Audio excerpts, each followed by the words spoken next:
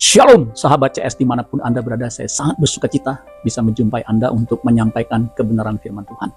Kebenaran firman Tuhan pada kesempatan kali ini berjudul Di Dalam Tuhan.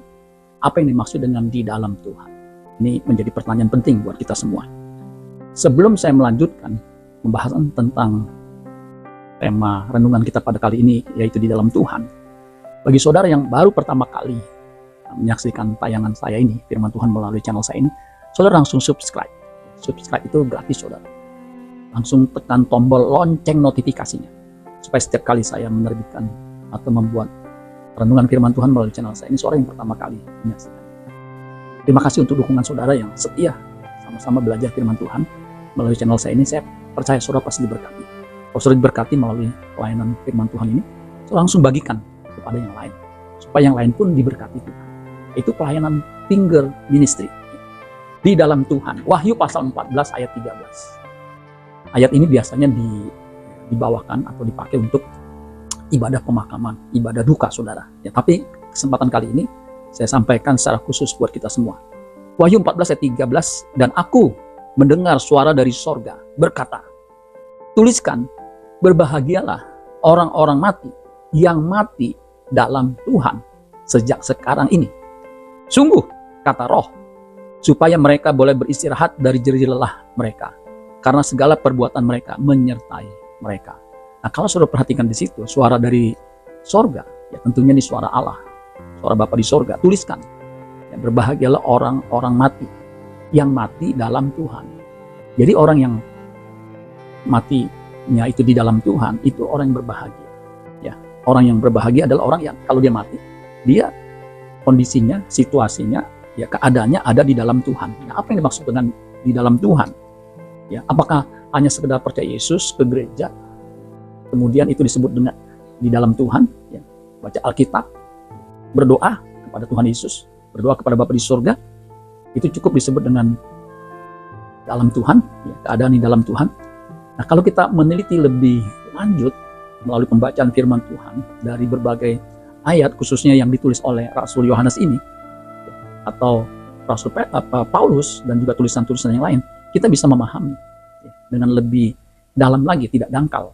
Ya, bukan hanya sekedar percaya Yesus ke gereja, baca Alkitab, itu sudah dalam Tuhan. Ya, itu betul, saudara, ya, 100% betul. Coba kita teliti. Roma pasal 8 ayat 1. Nah, di situ juga ada kalimat ya, di dalam Kristus atau dalam Tuhan. Ya, tentunya maksudnya Tuhan Yesus. Roma 8 ayat 1. Demikianlah sekarang tidak ada penghukuman bagi mereka yang ada di dalam Kristus Yesus. Tidak ada penghukuman. Penghukuman yang sesungguhnya itu yang dimaksud dengan ayat ini adalah dipisahkan, dijauhkan dari hadirat Tuhan, sehingga masuk ke penderitaan yang tidak ada ujungnya, yaitu neraka jahanam. Itu penghukuman, saudara. Nah, di situ dikatakan tidak ada penghukuman bagi siapa? Bagi mereka yang ada di dalam Kristus Yesus. Tentunya bagi mereka yang ada dalam Yesus Kristus itu tidak ada lagi penghukuman. Makanya ketika dia mati, dia bahagia. Karena nggak ada penghukuman lagi. Itu mati masuk neraka itu penghukuman abadi, ya, penghukuman yang mengerikan, saudara sekalian. Nah, di situ dijelaskan, ya, kalau ada dalam Kristus Yesus Tuhan, tidak ada lagi penghukuman.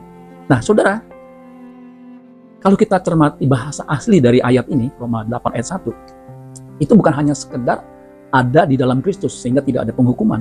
Ada penjelasannya, saudara. Nah, sebelum saya lebih lanjut penjelasannya, ya, coba kita lihat ada istilah ada di dalam Tuhan. Ada dalam Tuhan itu juga oleh Yohanes murid Tuhan Yesus, itu ditulis begini, 1 Yohanes 2 ayat 6. Nanti kita akan kembali ke Roma 8 ayat 1. Barang siapa mengatakan, 1 Yohanes 2 ayat 6, barang siapa mengatakan bahwa ia ada di dalam dia. Nah, ada dalam dia ini nanti dijelaskan lebih lanjut. Ya. Ia wajib hidup sama seperti Kristus telah hidup. Jadi yang dimaksud di dalam Tuhan di sini adalah kehidupannya harus serupa dengan kehidupan Kristus. Karena Kristus adalah prototipe, contoh, model, teladan bagi orang percaya yang hidupnya berkenan kepada Bapa di surga. Nah, orang yang hidupnya berkenan seperti Yesus, berkenan kepada Bapa di surga seperti Yesus, yang tidak ada penghukuman, dan kalau dia mati, dia disebut berbahagia. Dia akan menikmati kerajaan surga. Ya. Nah, kita kembali ke Roma pasal 8 tadi. Hidup di dalam Tuhan itu dijelaskan begini, saudara sekalian, ya. Di Roma 8 ayat 1 tadi Demikianlah sekarang tidak ada penghukuman bagi mereka yang ada di dalam Kristus Yesus. Nah, bahasa aslinya itu ada penjelasan. New King James itu menjelaskan begini. New King James menjelaskan Roma 8 ayat 1. There is therefore now no condemnation to those who are in Christ Jesus. Nah, itu sama tuh. Ya. There is therefore now, karena itu tidak ada sekarang, no condemnation, tidak ada penghukuman, condemnation. To those, kepada those who are in Christ Jesus. Nah, dijelaskan di ayat selanjutnya, di kalimat selanjutnya, who are in Christ itu siapa? Ada penjelasannya who. Jadi dia yang di dalam Kristus itu who do not walk according to the flesh, yaitu dia yang tidak berjalan menurut daging, but according to the Spirit.